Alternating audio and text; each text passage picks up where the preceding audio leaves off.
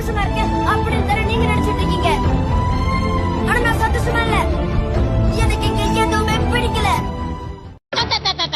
காலையில எந்தத்துல இருந்து தலை வலிக்குது, கொஞ்ச நேரம் படுக்கலான்னு போனா இப்படி உயிரை வாங்குறத ஏன் இந்த மாதிரி பண்றீங்க?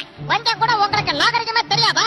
உங்களுக்கு கூட்டிட்டு வந்தானே முதல்ல அவனை உதைக்கணும். போனா போது சின்ன பையன் பார்த்தா ரொம்ப ஓவரா போறான். டென்ஷன் ஆகாத விடு, நாங்க இந்த இடத்த விட்டு போயிட்டு ஓகேவா? போகாம இருந்து பாருங்கள். இங்க இருந்து நம்ம தப்பிக்கவே முடியாதா? அத ஓபன் பண்ணிட்டா போதும். சீபோஸ் சீக்கிரம் வேற ஆரம்பிங்க.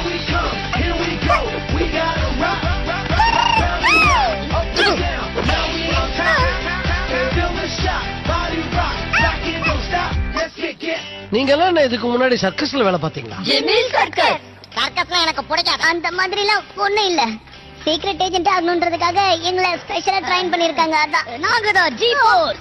எதுவா வேணாலும் இருந்துட்டு போங்க. பணக்கார குப்பை தொட்டில இருந்து உங்களை எடுத்துருப்பாங்க. டார்லிங் திறக்க முடியல. இப்ப நாம எப்படி வெளியே போறது? வழி இருந்தா நாங்க ஏற்கனவே எல்லாரும் கவனிங்க, இதுதான் சிம்பா. ஏன் அது பாக்க சிங்கம் மாதிரி தெரியுது? அது பசியோட இருக்கும் போல இருக்கு. அது பால் சாப்பிடுமா? கொலை பசியில இருக்கேன். விட்டா ஒரு குதிரையே முழுங்கிடுவேன். முடிஞ்சது கதை. குதிரை எல்லாம் இங்க இல்ல, அது எப்பவோ இங்க இருந்து ஓடி போயிருச்சு. அப்ப மான் கிடைக்குமா? ஆத்தாடி. தம்பி, நீ எங்க கூட இருக்கணும்னா நாங்க சாப்பிடறத மட்டும்தான் சாப்பிடணும். அதோட முக்கியமான விஷயம், எங்களை சாப்பிட கூடாது. எப்போ நம்ம கௌரவ பூமியை விட்டு அவனை தரத்தி இருக்கணும். அவ என்னோட தம்பி சாசு. இது அவனுக்கும் வீடு.